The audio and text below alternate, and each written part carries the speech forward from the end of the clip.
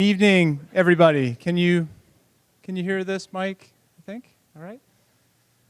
Thanks, Mr. Herman in the back. My name is Brian Ledyard. I'm the head of the upper school here at Gilman. I want to welcome everybody and get this program started. We appreciate you being here. Several local schools and Gilman families. It's exciting to see so many of you in the auditorium. I just want to offer a couple thanks. The first is to everyone for participating tonight. Also want to thank the Gilman College Counseling Office. Ms. Ross is in the back. Mr. Herman is in the back. Anna Follansby, our Associate Director of College Counseling, has put this program together.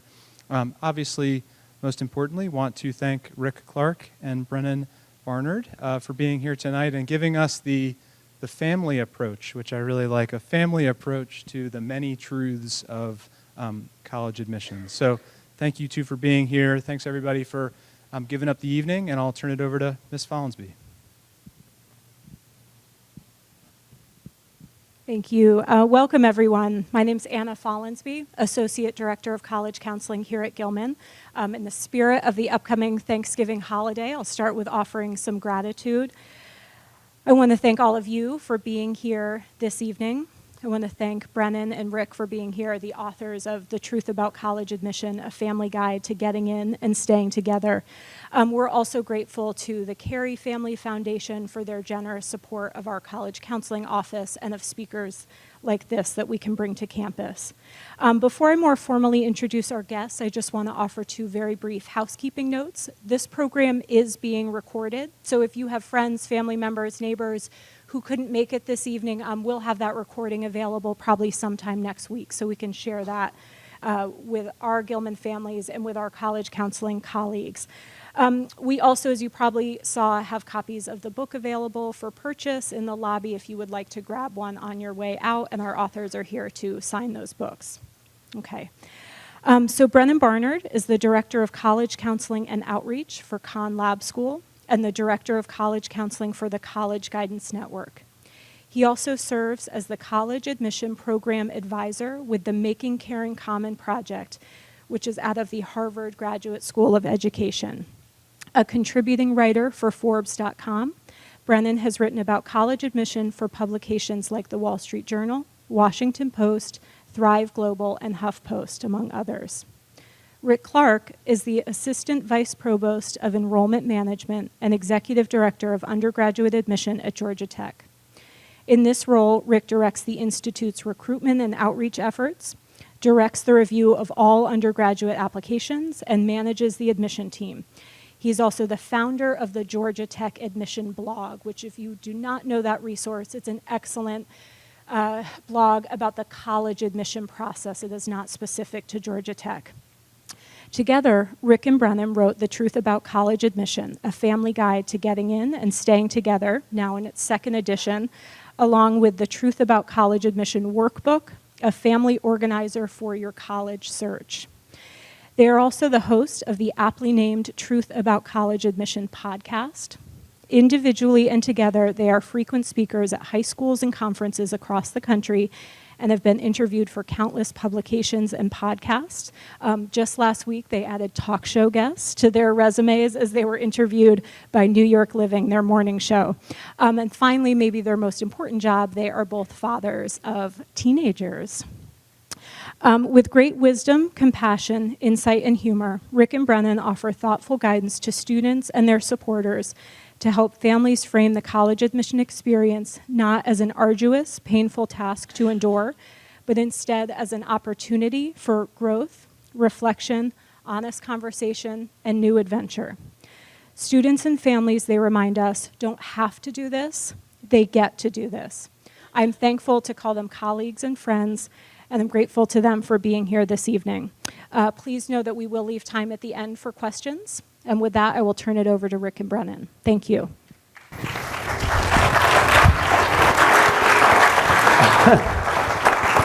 Thank you. Thank you both. As we're sitting here, I'm realizing that we are wearing exactly what we were wearing in that picture. Yeah. That was not taken earlier today, unfortunately. No, we do own other clothes. We look like Bert and Ernie or something like that. Thanks for having us here tonight. it would just be great to get an idea of who's in the room. So how about parents or I saw a couple students of seniors? Okay, how about juniors? All right, sophomores? Ninth graders? Middle school students? Elementary school students? There are snacks. Yeah. Okay, that's great. Well, like Anna said, we also like to ground this experience. Whoop. There we go. In gratitude. So this is a little something we like to do at the beginning of every presentation we do, and because this experience of applying to searching for and applying to college really should be grounded in gratitude for the privilege for being able to do this. And so what we'd like you to do is everybody to take out their cell phone. Those of you who have one with them. And how often do you have somebody do that in a presentation? Actually ask you to take out the cell phone. And take just 30 seconds and send a text or an email or something to somebody in your life, just of gratitude. Thank you for, saying this to me earlier, or thank you for being a good friend, or thank you for, taking out the trash this afternoon, or whatever it is. I'm going to do it too.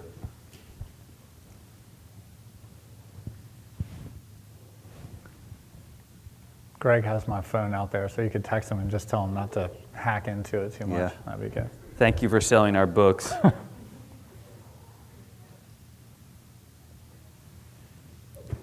All right. So we were down in Florida and did this at a school with students, and they were psyched to take out their cell phones. Well, we said, please preface this to your parents. We asked them to text their parents to thank gratitude. It was 10 in the morning. It was 10 in the morning. They're at school. We said, tell your parents everything is all right. I'm at a college session. Of course, there was somebody who didn't do that. And immediately, like 3 minutes later, somebody comes flying down from the main office saying, so-and-so needs to call their parents and tell them everything's all right because, they figured like something had happened at the school. So if that happens, it's an indication you need to do it more, so it's not. Yeah, exactly. All right. All right, great. So I want to just start out with a word association game and exercise here. So I understand that Gilman is currently raising money to renovate their auditorium. In the new auditorium, in addition to, I'm sure, it being amazing with the stage and acoustics, there will also be ejector seats for bad answers. But in this auditorium, they don't have that. So feel free to just give whatever answer you would like. Parents, students, especially if you've been to college already, I'll be curious to hear some answers to this. But when you just hear the word college, right, and you're reflecting back maybe on your college experience, what are some words that come to mind? So college, just that one word. Students, parents, feel free to throw out some answers to that. Fun. Fun. That is basically the number one answer on the board. Others? Fear. Okay. You had a fearful college experience? We had maturation right here. Oh, before. Okay. Before you got in. I'm thinking more so when you were there, your college experience itself. So college, right? Freedom. Independence. Love it. Yes. Studying. Yep. So learning and growth academically. Yep. Good. Friendships. Perfect. All right. Listen. If you came in here tonight and you had all kinds of other worries on your mind, you can take "Am I normal?" off of that list, right? I've now asked this question in 38 states, 4 different continents. I got a chance to ask this question in Saudi Arabia recently. If you hear the word college, no matter where you live, these are the answers you get, right? Exciting, big answers like fun, freedom, growth, exploring, discovery, all of these things. All right, so if you got that, now we're going to take it to the next level. This is varsity word association. All right, so now when we add the word admission to college, what are some words that come to mind? Bam. Stress. Number one answer on the board Always. again. Always Yeah. the first one. What else? Not fun. Not fun?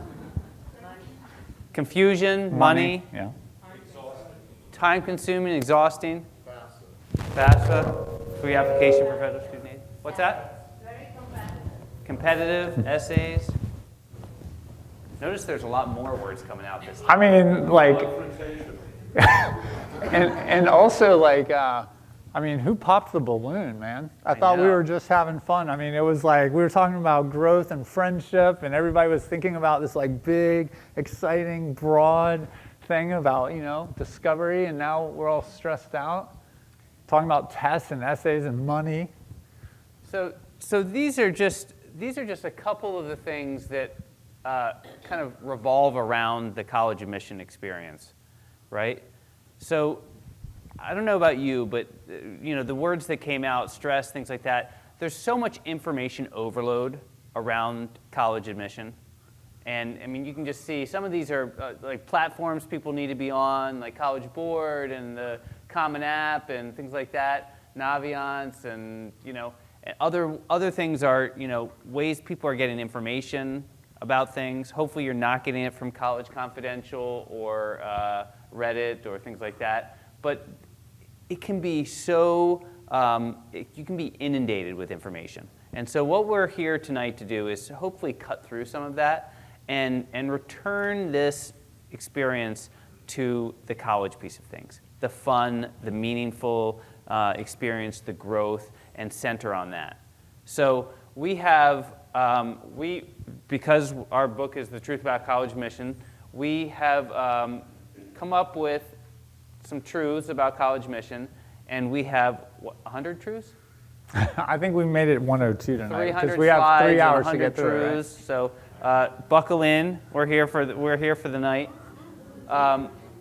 So no, we have 10 truths, and then we're going to open up for questions. So, Yeah, Rick, and truth number one, I think, is, and what we're hoping to convince you of in the 45 minutes here, is that ultimately college admission both can and should be more like college itself. It should be a time of learning. Oh man, I got you on that one. Are you laughing? It should be a time of learning. It should be a time about relationships. It should be a time about asking questions. I teach college students. I employ college students. I'm surrounded by college students all the time. And good college students, this is how they operate, right? They are all about relationships. They are all about like doing their homework, doing their research, and not sort of having an end in mind and having it all be about outcomes, but instead thinking about how can I grow, both as a person and as a learner at college. That's what it should be.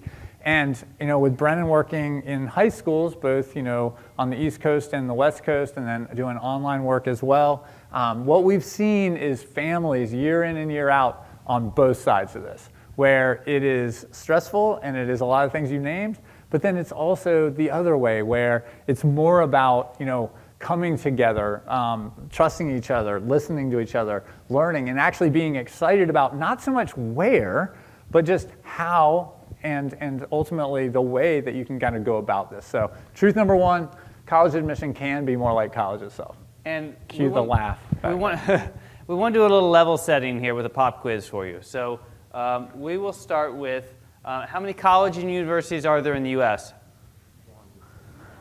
430, 2,000? 8,000? 5,400? This is where you put your phone away. You can't ask Yeah, someone. no Googling. Yeah. All right, 4,000 plus, so 3,000 four-year colleges. Okay? It's a lot of opportunity. It's a lot of options. Okay, so question number 2. How many colleges accepted less than a quarter of applicants? So admit rate of 25% or less. How many colleges have an admit rate of 25% or less? 20, 50, 60. 100? There it is, about 100. Yet we tend to talk about, there's 3,000 schools in the country, right? We tend to talk a lot about those 100 or those 50 or those 10, right?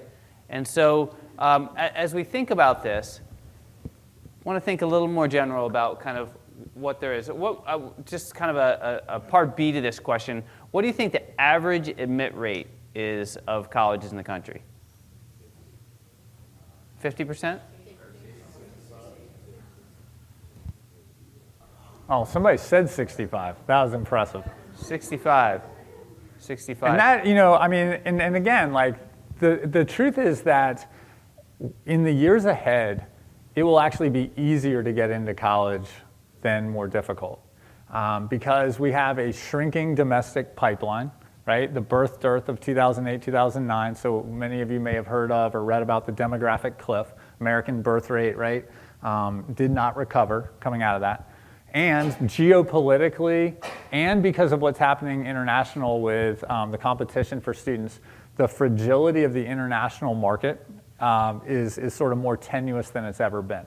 One connection I have to Gilman actually is I was in Vienna last year. I go to embassies and consulates to talk to Americans about higher ed and their contacts in places around the world. And Ryan Carey, who had been here at Gilman at one point, was there in Vienna and actually about to move to Tokyo right when I was there. But what I've seen in my time working for the State Department is that places like the Netherlands, Spain, the UK, Australia, far more students, both from America and from abroad, choosing those type of places rather than the United States. So admit rate probably going up, not down in the years ahead. It's just that journalists focus on, right, and I was a public relations major in college, like if it bleeds, it leads, right? So that's why they start with Stanford. Stanford last year admitted negative 0.083% of the students who applied. Kids, they were just like getting letters and emails from Stanford, like, you didn't get in. Kids like, I didn't even apply. They're like, you still can't come.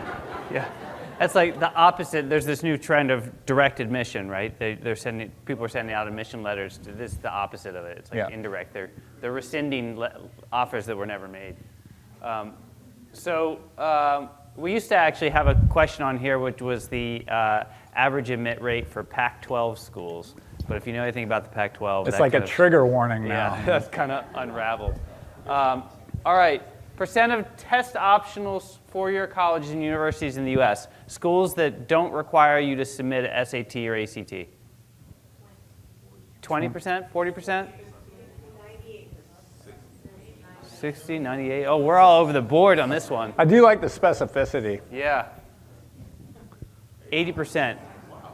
So this is, as you might imagine, this has increased significantly since the pandemic, but it was already headed that way. Mm-hmm. More and more schools were going test optional. So kind of the landscape of college admission is shifting, and is shifting increasingly from what we knew when we applied to college, but even in the last 5 years. All right, last one. What defines a good school? A holistic campus? I like it.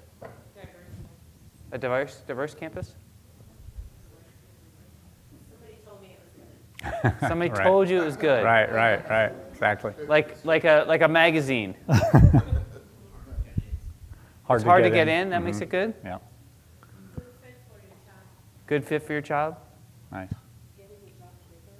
Getting a So job outcomes, right? and- Like, yeah. Yep. Anybody else? There's no right answer for this one, right? What's that? They prioritize teaching. Yeah, some people would say that the college employs kind of high impact practices, like and those can be internships or study abroad or things like that, right? I mean, that's the thing. A good college is so personal and so individual, and it's the right fit, and so we really encourage you to kind of think kind of more broadly about that. Yep. Yeah, I kind of hit on this, a little bit earlier, but I guess just to kind of, bears repeating.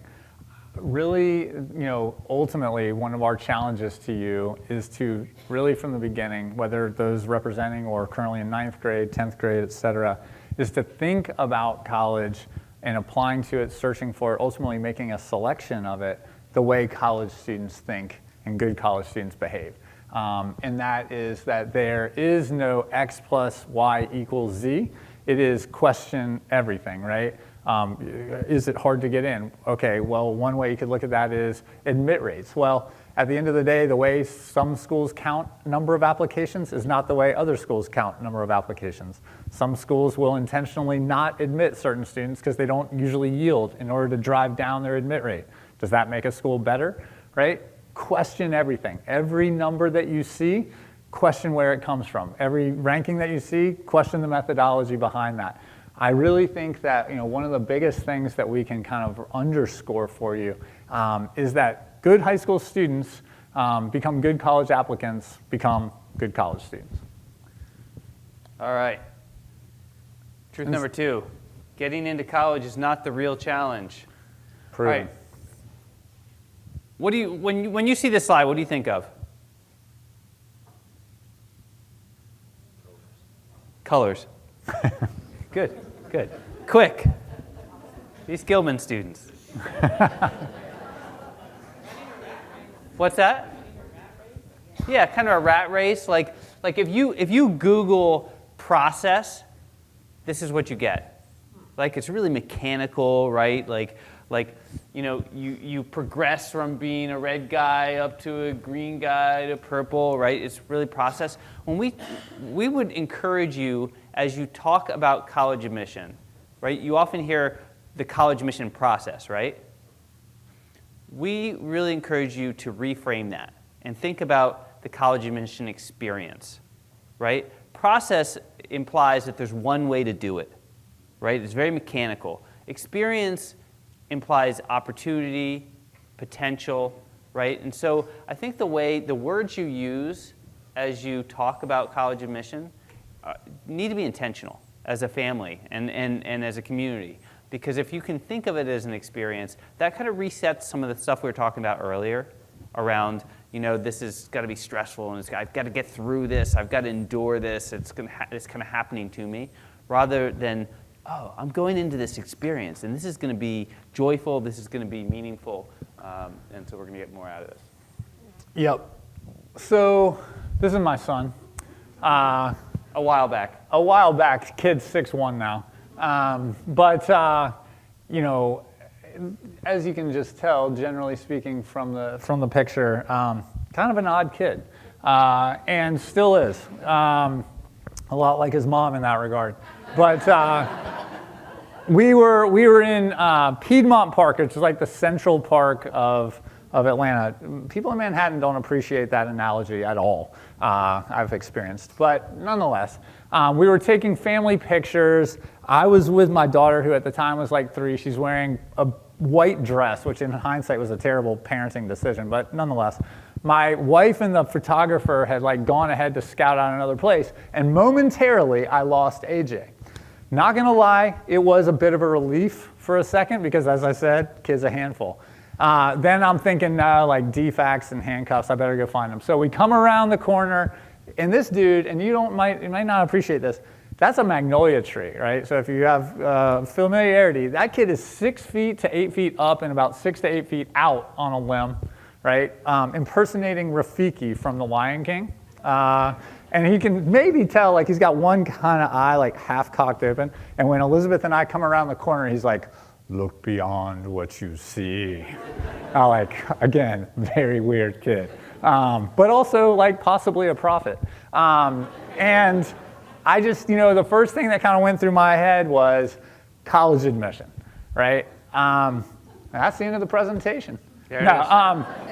But I do think this is the biggest challenge because, here in Baltimore and places you drive around, you see a lot of students, a lot of people wearing the same hoodies. You see people, same bumper stickers. Look at where students go from certain places, a lot of the same lists. And one of the biggest things that, we would challenge you to do is truly to kind of look beyond what you see. Go back to what Brennan said about this idea of not is it a good school, but is it a good school for me?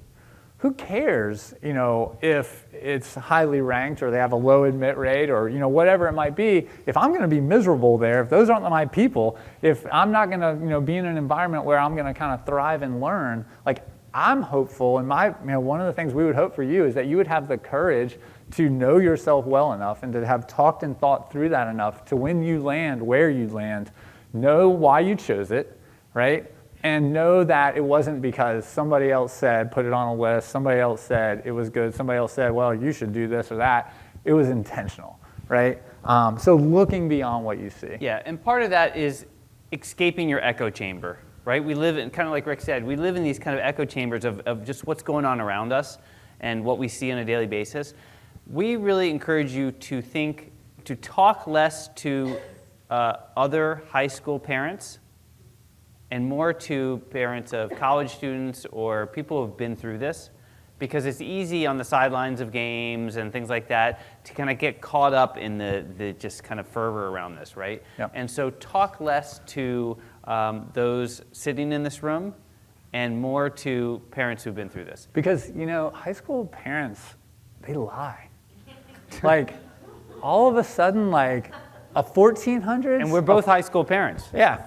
I mean, So maybe all these truths are just my lies. kids, 1400 all of a sudden became a 1480, or nobody from the school got into that university last year, or all the things that you hear. It's just like just enough truth to make it sound viable and valid, and it's actually either intentionally a lie or some gross exaggeration that's only going to make things worse. All right, we're running behind here. So Oh, we are? truth number 3. So I would say that the real idea of success in college admission, again, is this idea of ultimately having choices and options. And again, as a parent of 2, whether our kids are 3 or 4 years old, or 13 or 14, or I would wager 23 or 24 or anything up, we want them to have choices and options. And as a parent, a lot of times what parents ask me is, what should be my role in the college admission experience, right? What should I do? What should I not do? Where are the boundaries? Where are the guardrails? And I think the biggest thing is to coach towards choices and options.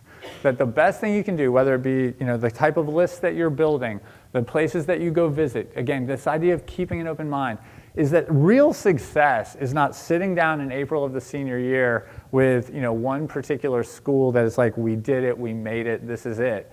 But being able to sit down and say, hey, there's choices here and there's options here, and now I know that I'm picking this because I'm not picking other things. I could have, and I chose not to, right? And that, I think, is sending a student off to college with a lot of power. So, a lot of the time, people also kind of like, all right, well, what makes a good, or what are colleges looking for? On the college side, we're in the middle of review. Our folks are reading, each of our staff members right now reading 40 to 50 applications a day, and that includes full-time and part-time staff. We have about 90 people right now reading applications. By the way, if you walked in here tonight also wondering if procrastination is alive and well among American youth, let me also quell that concern that you might have had. We ended up with like 30,000 applications in early action, and about 46% came in the last 70 hours. We had kids calling actually on the day of the actual deadline saying like, is that Eastern or Pacific? Like, what are you doing, man? Just turn it in. Ultimately, though, what are we looking for? And we can talk a lot about essays. We can talk about extracurriculars. We can talk about test scores or GPA or class selection. But ultimately, good high school students, people who are in the classroom, pushing and stretching themselves, outside the classroom, having an impact and an influence on people around them. Because good high school students are community members and learners, become good college applicants, become good college students. We also like to think about, and this is actually a colleague of ours who's now on the college side again, but was a counselor, this idea of having 5 first choices. Rather than focus on one school, and if you get into that's my dream school, I need to go there, I need to go there. If you have 5 first choices, well, first of all, if you get into any one of them, you've gotten to your top choice. There's that. But also, this idea that there's no one perfect school, right? So if you can kind of reframe this around like, okay, I could go to any one of these schools and thrive, right? And the same thing goes for kind of schools that might not be your top choice, but might be kind of farther down on your list, right? Like what used to be called kind of a safety school or a likely school. If you're not going to go there, don't apply, right? I always have students come and say, I'm going to add this school to my list. And I say, are you going to go there? Or are you really interested? No, I'm not going to go there. It's like, why are you going to apply? And that's stupid, right? It's a waste of money, right? So having 5 first choices and really kind of reframing around that. And then, whoops, there we go. Go ahead. Yeah, I mean, I think that ultimately, if that's the mentality, right, around choices and options, and around this idea of 5 first choices, like the truth is that for many students, if you have this mentality that there's a place or one place, then when you get deferred, which we're about to put out plenty of those here in the next month or two, when you get denied or waitlisted, if that happens and you've got just this one thing, this one outcome set up, it feels like a dead end. It feels like you failed. It feels like you did something wrong. It feels like maybe it feels like it wasn't fair, or they missed something. But it feels like this kind of finality. If you have the broader concept that this is an experience, right, instead of a process, instead of a formula of X plus Y leads to Z, if it is I'm open to where this journey may take me, then when the reroutes happen, that's what it feels like is, okay, we're just kind of do a U-turn here, or we're just going to kind of find a different way. It gives a little bit more patience. It gives a little bit more vision. And for the family, relationally, it gives a lot more, I think, opportunity for, okay, like we're in this together. Let's come up with a plan. We're going to listen to what's going to be next, and we'll move forward together instead of, finger pointing or, frustration. And those are like light examples from what I've seen. And you might have seen this before. It got cut off. But so you might have seen this before. I wonder if I can. What it says there on the bottom is the past and the future. The past and the future.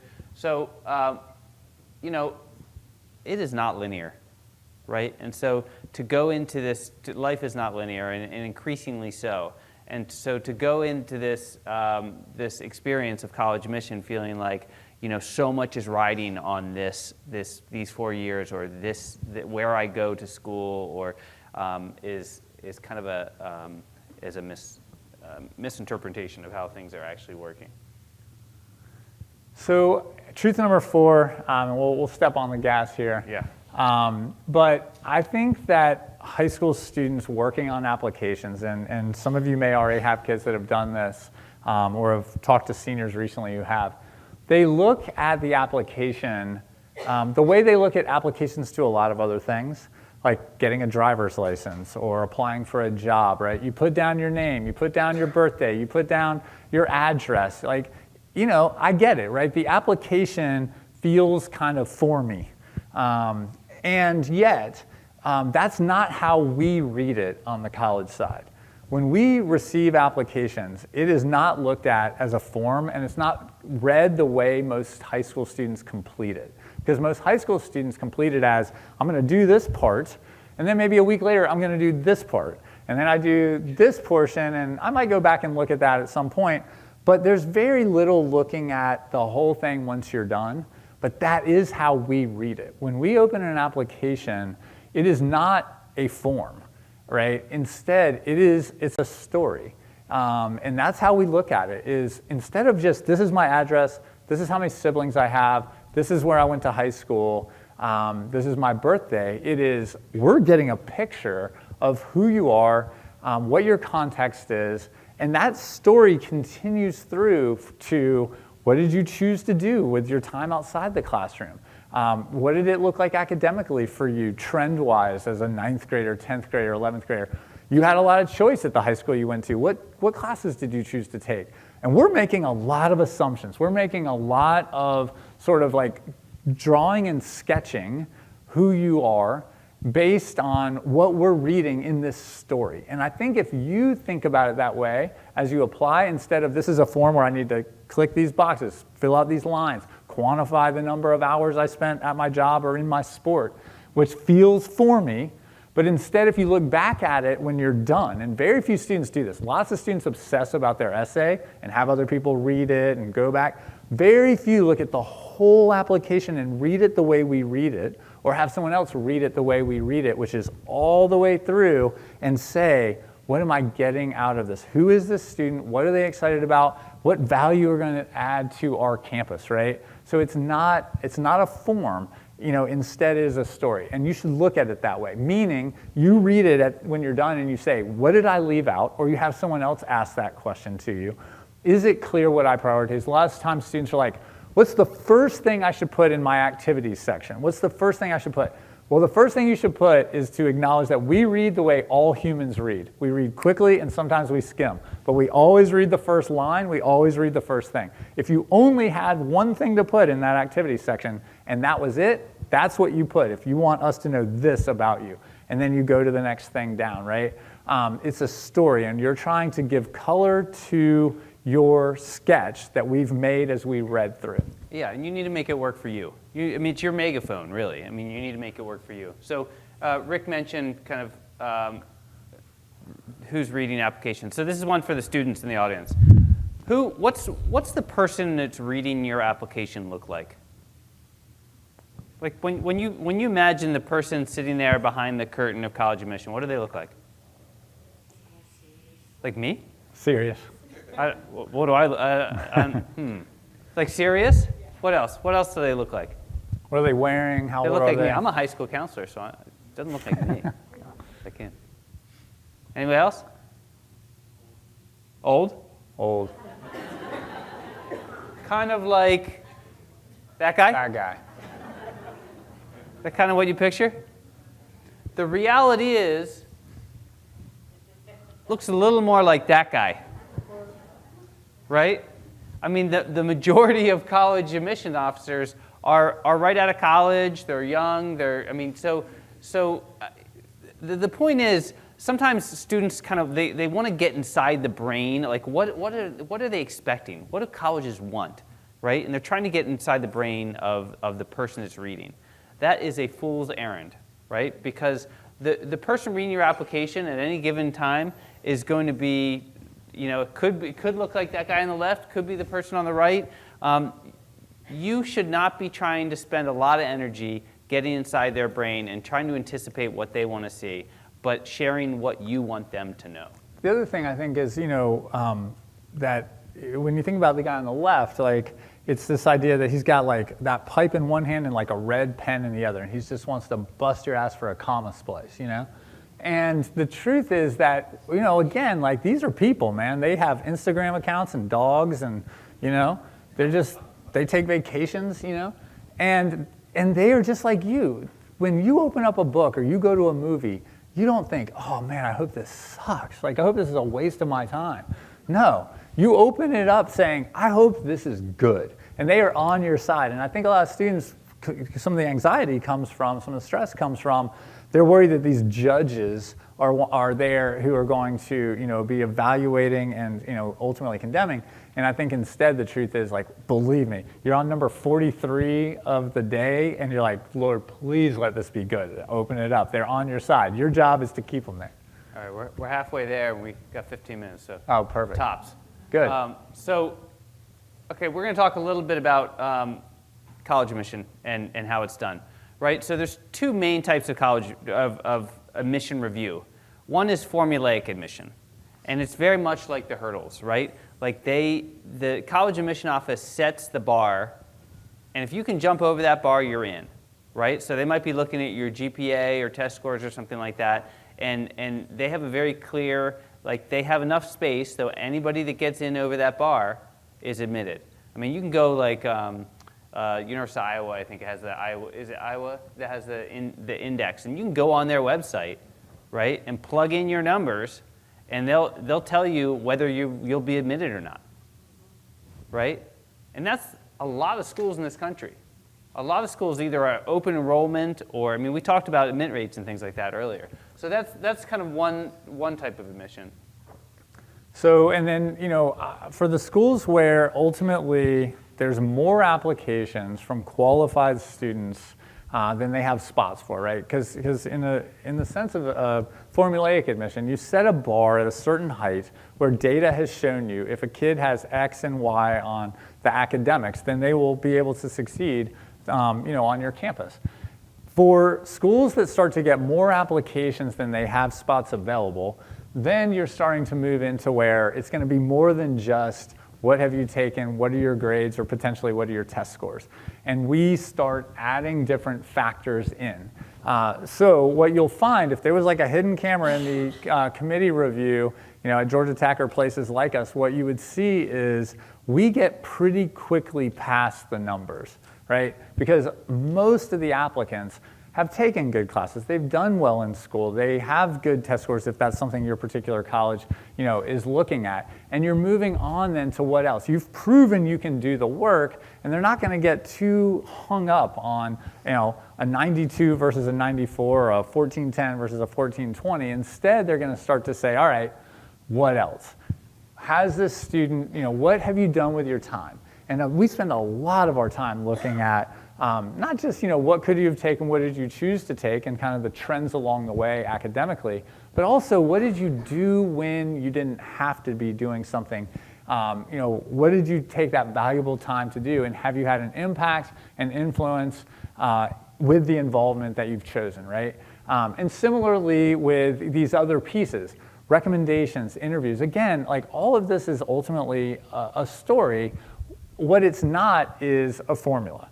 And I think a lot of people get frustrated when they're not admitted to a school because it looks like they, quote, had the numbers, when the school always had said it's not going to just be about the numbers.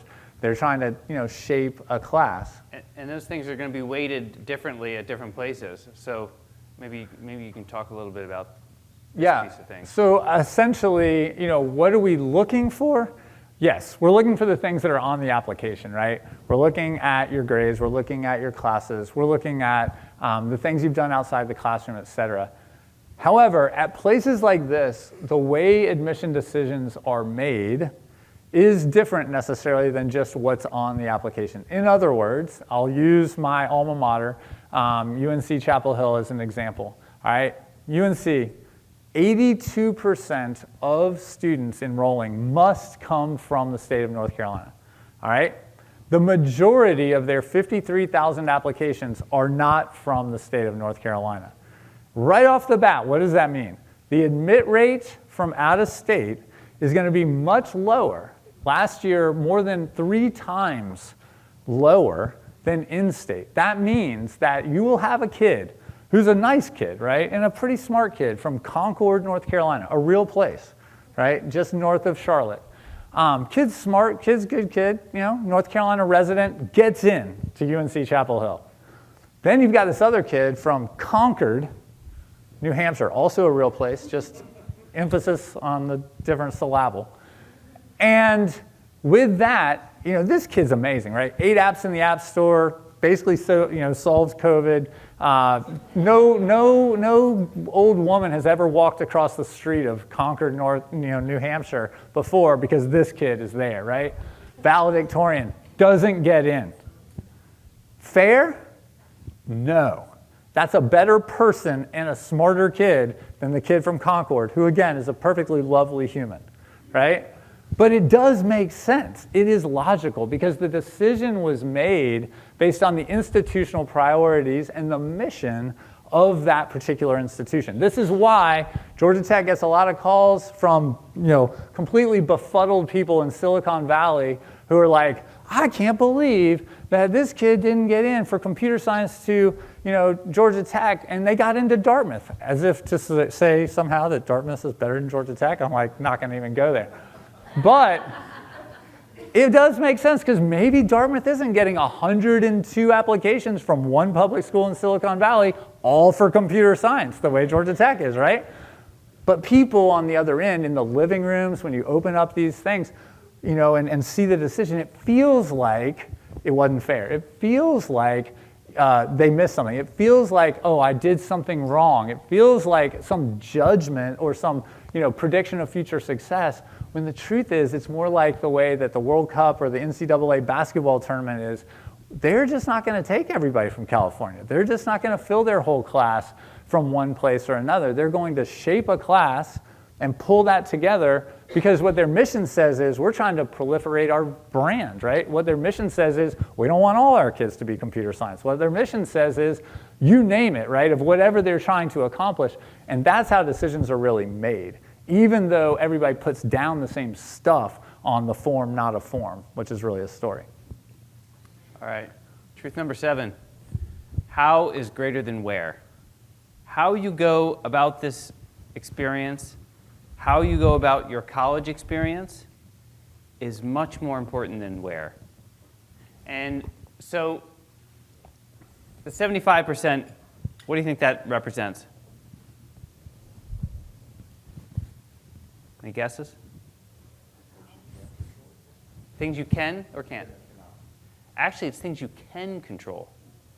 So the truth is, you as the applicant, control 75%, give or take some, 75% of this experience, right?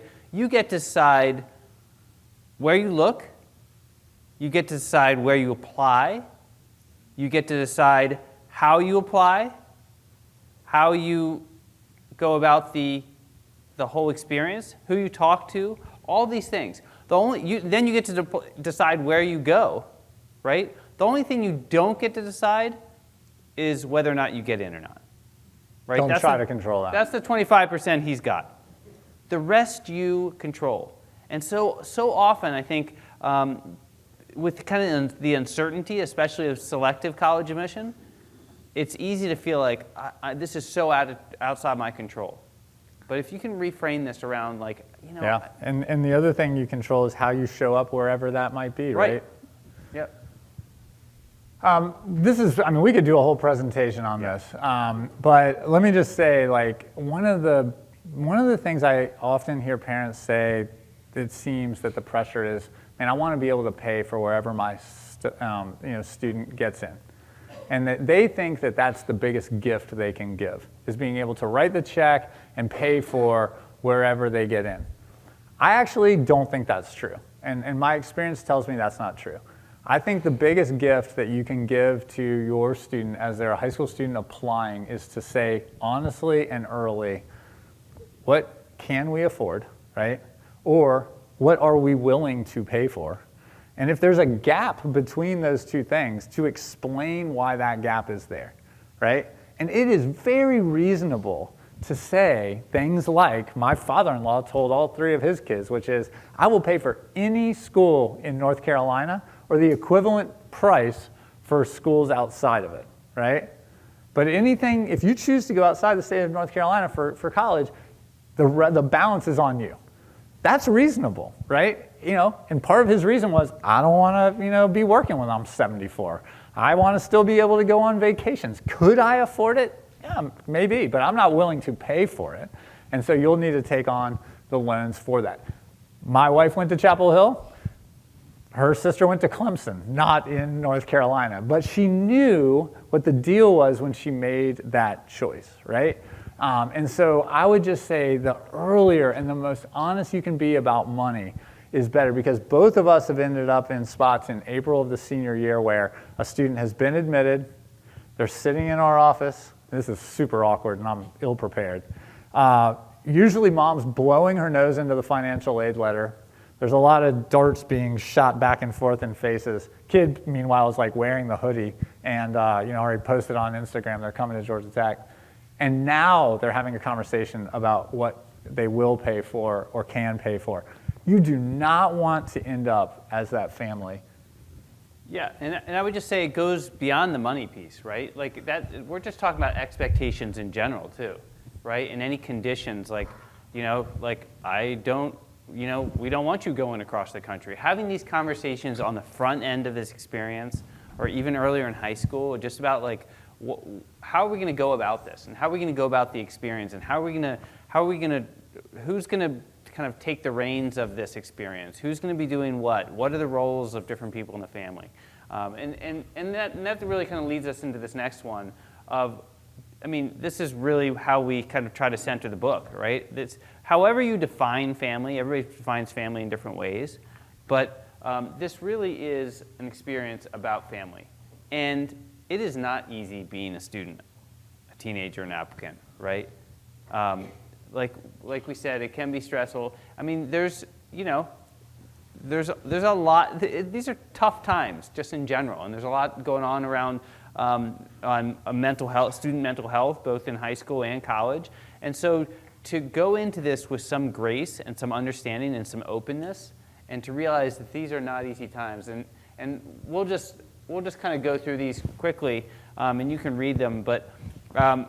We've done this presentation in a number of different places and have done surveys beforehand of both students and parents.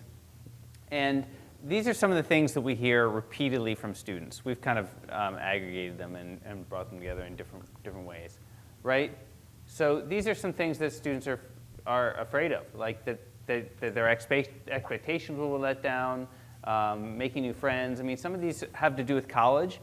Some of them are just kind of more global for them, not being successful, right? These are some of the hopes that we hear from students. Okay, this is what they're looking for in college. And again, every student's going to be different, but we would really encourage you as families to have these conversations about what are your hopes and fears. What are your hopes and fears as a parent? What are your hopes and fears as a student? How do those align or differ from each other? Both around college admission, but also just more in general. And then we also ask students what they would like to say to their parents, but they don't feel like they can. And this is anonymous when we do this. But here are some of the things that we repeatedly hear from students. Okay? Stop pushing me about my writing. I don't want to go to this school that you keep on telling me I should go to. Shout out to the Fresh Prince of Bel-Air. And then there's a bunch more. I mean, again, we're a little pressed on time. So, but the one that kills me is the one right in the middle, right? I love you. They feel like they can't say that to their parents, and so we really encourage you. Go ahead, Rick. Yeah. The guy who drew this, his name Adam Zyglis. He works for the Buffalo News, and we emailed him and we're like, "Hey, we'd like to put your cartoon in the book." And he was like, "Oh, okay." And like he just made up a price. Like nobody had ever asked him. Like, you would have given it to me for free if I hadn't asked. But we just feel like since we paid for it, we got to put it in every presentation. Anyway, I mean, look, at the end of the day, like you said, Brennan, I mean, a lot of this is about grace. A lot of this is about listening, and as parents, like, we know we act crazy. Like, it's not like we don't know. We know when we sound like we're nagging. We know when we sound like our parents. Like, I did this earlier this morning. I mean, I'm talking to my son on the way to school, right? Current 9th grader, and I'm like, God, I sound just like my mom. So we know, but just for students, like, it's not easy being a parent. Like, just so you know, I mean, we love you, and we really want what's best for you, and sometimes that comes out as sounding a little nuts. But we just, kind of appreciate and want you to know more than anything, like, we are proud of you, that we do love you, that we do want what's best for you, and that we're not always going to express that perfectly. It's just not always easy being a parent. And then Anna mentioned this in her introduction, but the truth is, right, like, you don't have to do this. Again, back to this piece of gratitude. This is a privilege. If you're applying to college, if you're searching for colleges, if you're sitting in this room, right, like you came here on a Thursday night, right, in November, because you get to do this. You don't have to do this. And so if you can continue coming back to that and realizing that, yeah, there'll be stressful moments, there'll be tensions and things like that, but this is something you get to do and really center around that. And then there are all the truths. And then we just have a bonus truth that the answer to everything in college admission is it depends. So if you're looking for an answer, if you're looking for a truth, the truth is there's no truth. Okay, to get a little meta on you there. And then if you want, these are just some resources we brought together.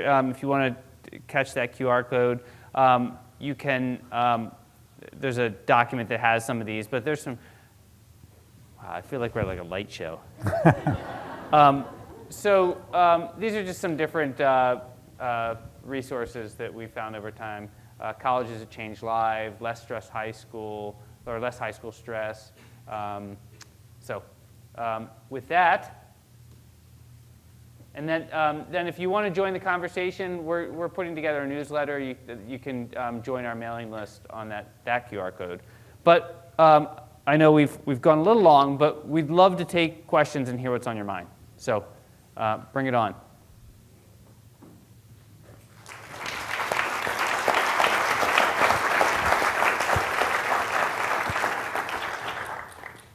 Questions? Yeah. Okay.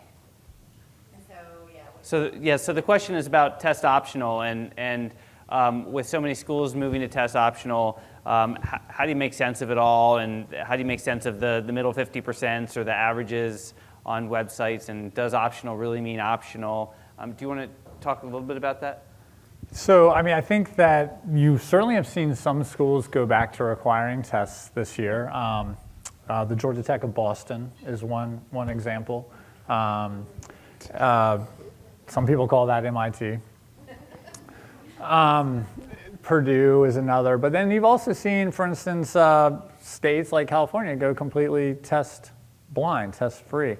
I think, though, that you're going to see the majority stay in the test optional range, at least for the time being, because many of them are doing actual good research to determine if there is, statistical value, right, in having tests. And ultimately, this goes back to mission.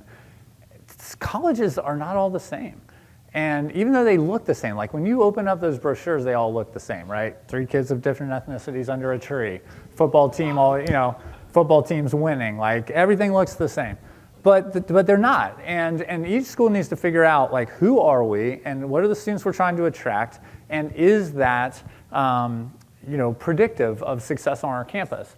And so a lot of schools are in pilots where they're saying, okay, we're going to watch a cohort go all the way through, not just their first year GPA and their first year retention rate, but also all the way to graduation. And so I think that as we see some of those pilots go through a cohort of students, or even multiple cohorts of students that were had tests versus didn't, then you'll see more schools making determinations. Yeah. And I think the longer we go with test optional as a policy, it's going to be harder for schools to go back.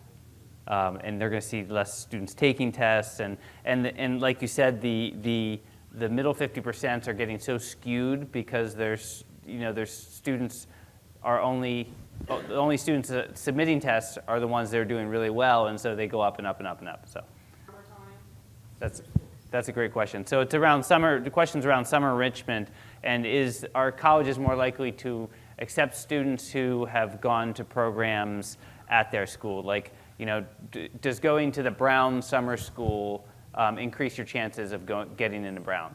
And the easy answer is no. Those are kind of they're revenue streams for colleges, right? And it's not going to. If you can afford to go to those programs, sometimes they're great opportunities to get a taste of college life. They are not going to, 1, get you into that school, and 2, are not really going to kind of move the ball on your competitiveness as an applicant, right? They are not going to say, well, this student had the money to afford to go to this summer program and do this, and so they're going to be a stronger applicant than this student who stayed home and worked at the grocery store, right? So it's all, so you need to take it all kind of in context, but that's the easy answer. So the question is about kind of behind the curtain of college admission and what's the process? What's it look like? Yeah. How's the sausage made? So it does vary, it does depend on the particular school, but broadly speaking, what you'll have is very common to have a reader look over either all of an application and make a determination, a recommended decision, or have two people read half, essentially. So you might have one person read all the way and make a recommendation, a second person read all the way and make a recommendation, and for those that match up, it may move directly into an admit, directly into a deny, or they could advance all of that over to a more senior person to do another layer of review. What's also very common, though, is you have one person reading purely for academics. So they're looking at, where did you go to school? What could you have taken? What did you take? How did you do? And how did you do along the way, trend-wise? If test scores are part of this, same. And they make a recommendation as you as a student. They'll probably also read the teacher or counselor rec for that too. You as a student, are you a good fit? Can you do the work? Would you be a good academic asset? Someone else reads outside the classroom. Is this in line with our mission? Is this in line with our values? Do we see evidence of this student having an impact and influence both in high school and then when they arrive on campus? So those recommendations, if they're aligned, right, should lead you towards a conclusion. If they're not aligned, okay, yes as a student, somebody says no as a, kind of on the more personal side of things, and then that can either go to committee or depending on sort of how it was evaluated or sort of the rubric within that, if it's way low on one or the other, then that could go into a deny bin. So, that's generally how it's done. And the mission committee would be a group of half the staff or a group of a regional group or something like that, all looking, basically an admission officer bringing a student to that committee and presenting them and saying, this is why I thought that this should be the decision, and then they have a discussion around it. And sometimes it'll go into, like we do geographic review, right? So we look at Georgia, but we also look at sections of our state. We look at parts of the country. And so sometimes you might have those initial recommendations by reviewers that still, regardless, get picked back up in geographic review or even academic review. We're trying right now to kind of grow our design, our architecture and building construction and design.